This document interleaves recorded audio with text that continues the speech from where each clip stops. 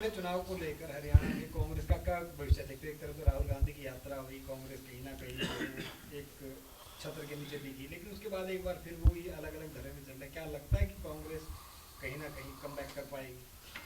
देखिए, कांग्रेस में अभी तक तो धड़े तो हैं ही, और धड़ों की वजह से जब से मैंने कांग्रेस छोड़ी है तब से लेके आज तक वहाँ कोई ना जिला की कोई कमेटी बनी, ना ब्लॉक की कोई कमेटी बनी, और ना स्टेट की बनी।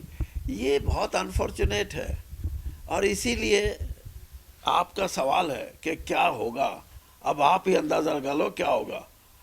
जिस जिस पार्टी में इतना खींचातानी हो, इतना तनाव हो, उस पार्टी को मैं ये मान के चलता हूँ कि क्यों है, वो इसलिए है कि जो 5-6 लोग सत्ता में रहे, कोई 20 साल, कोई 40 साल, उनका कहीं ना कहीं कहते हैं कि यार अब हम पीछे नहीं हटते। तो पीछे नहीं हटने का मतलब तनाव, क्लैश, और क्लैश का मतलब पार्टी का नुकसान। तो वो पार्टी का नुकसान कर रहे हैं, ठीक बात है। सर 24 में चुनाव लड़ेंगे या संगठन में काम करते रहेंगे? मैं ना संगठन में हूँ, चुनाव लड़ने का कोई, लेकिन मैं चुनाव लड़वाऊंगा।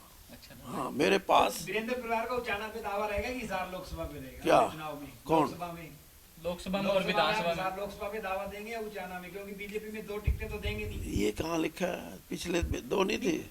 आप इस्तीफा भी तो मांगा? नहीं, इस्तीफा मांगा नहीं, मैंने दिया था। चलो जो भी है। नहीं, और मेरी वाइफ को मिला टिकट, मिला था ना।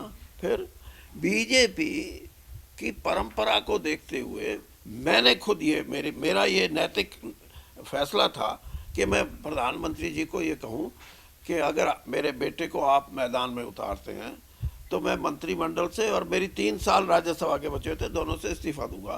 क्योंकि मैं नहीं चाहता था कि मेरे लिए कोई एक इसके लिए एक्सेप्शन कर दी। नहीं, आई नेवर वांटेड दिस। इसी परंपरा को देखते हुए हिसार लोकसभा पे दावा हो गया, उचाना विधानसभा? मैंने बता दिया ना, मेरी धर्मपत्नी को इसलिए मिला कि वो सिटिंग एमएलए थी, और मेरे बेटे को जो वो, क्योंकि मैंने अपनी छोड़ी, तो इसलिए आप उस कैटेगरी में हमारे को तो लो मत। फिर दूसरी बात ये भी है कि पारिवारिक पृष्ठभूमि की आपके पास डेफिनेशन क्या है।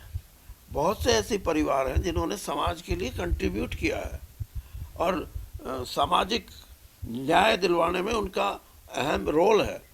हर आदमी को आप ये नहीं कह सकते कि इसका बेटा भी, अब इसका पोता भी, अब ये भी, ऐसा नहीं।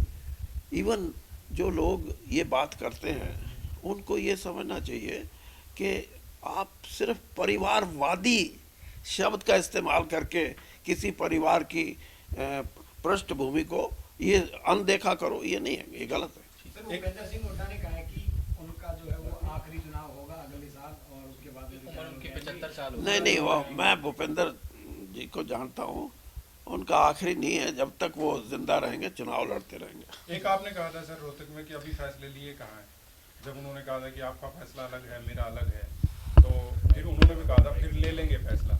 क्या फैसला ले सकते हैं सर? नहीं, वो देखो, भूपेंद्र सिंह और हम भाई हैं, मामा फूफी के हैं हम, हाँ, और हम हर 15 दिन में, महीने में मिलते भी हैं।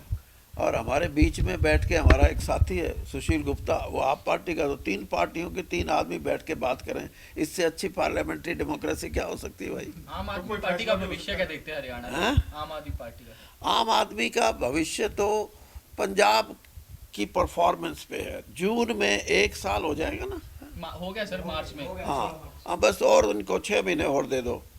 6 महीने के बाद फिर आप आकलन करना, और मेरे से भी पूछना कि अगर पंजाब में इनका दिल्ली का फार्मूला सक्सेसफुल होता है तो हरियाणा में कुछ बन जाएगा।